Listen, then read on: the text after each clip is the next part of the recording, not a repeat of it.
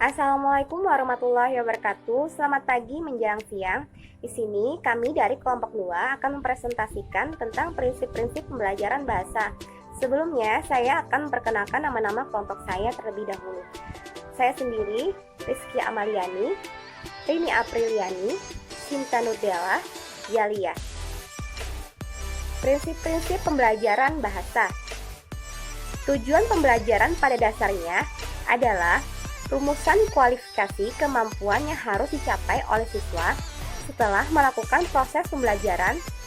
Sasaran dari tujuan pembelajaran meliputi bidang kognitif, efektif, dan psikomotor.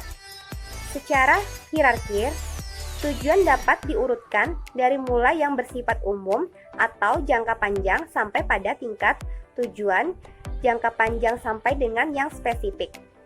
Pembelajaran merupakan suatu sistem lingkungan pembelajaran yang terdiri dari unsur dan tujuan, bahan pembelajaran, strategi, alat, siswa, dan guru.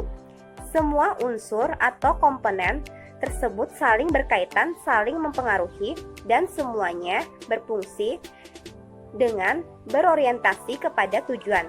Pembelajaran bahasa Indonesia yang ditata dan diatur sedemikian rupa dengan didasarkan pada berbagai aspek yang menyangkut aspek konsep pembelajaran bahasa Indonesia.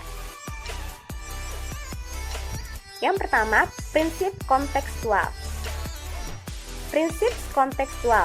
Contextual teaching and learning merupakan proses pembelajaran yang bertujuan membantu siswa untuk memahami makna materi ajar dengan mengaitkan terhadap konteks kehidupan mereka sehari-hari, konteks pribadi, sosial, dan kultural, sehingga siswa memiliki pengetahuan atau keterampilan yang dinamis dan fleksibel untuk mengkonstruksi sendiri secara aktif pemahamannya.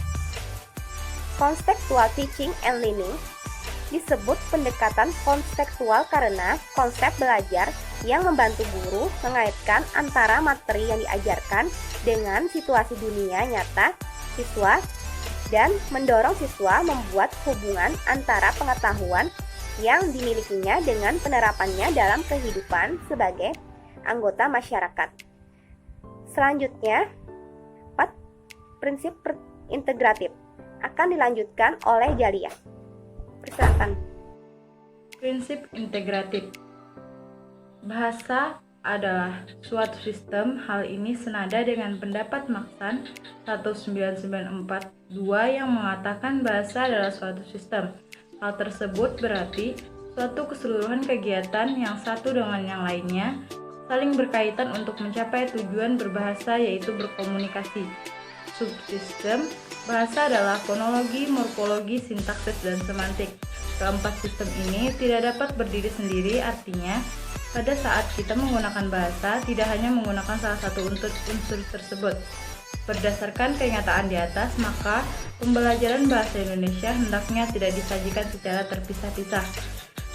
Pembelajaran bahasa Indonesia hendaknya disajikan secara terpadu atau terintegratif, baik antara unsur fonologi, morfologi, sintaksis, dan semantik, ataupun pemaduan antara keterampilan berbahasa Indonesia.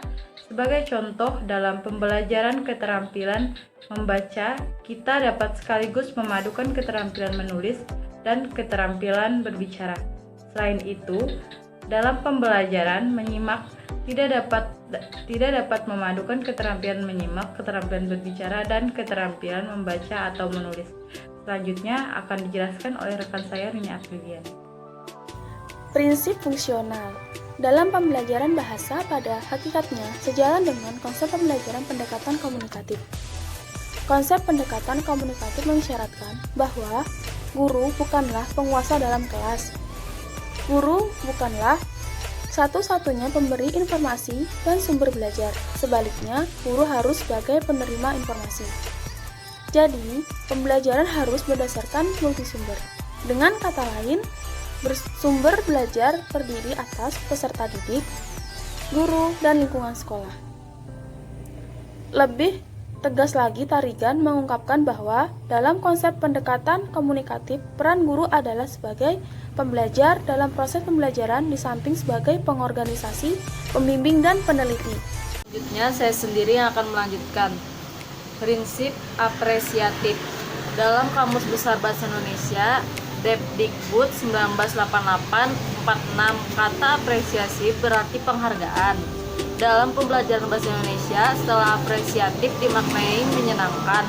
Jadi, prinsip pembelajaran yang apresiatif berarti pembelajaran yang menyenangkan.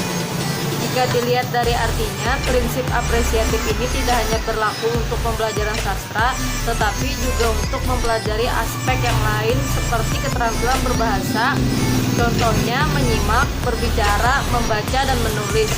Dalam hal ini, pembelajaran sastra dapat dipadukan dalam pembelajaran keempat keterampilan berbahasa tersebut. Sekian presentasi dari kami. Wassalamualaikum warahmatullahi wabarakatuh. Sekian presentasi dari kami. Wassalamualaikum warahmatullahi wabarakatuh.